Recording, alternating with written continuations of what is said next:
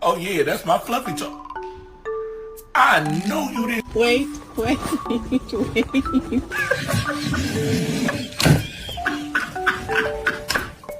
Just throw my fluffy toy, man. Oh, so that's what we doing. We throwing other people's stuff. Okay, well catch this.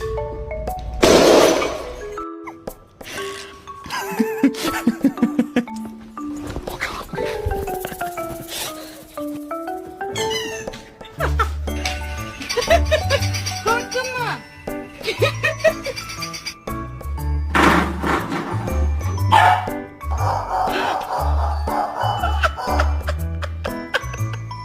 Что ты тут делаешь?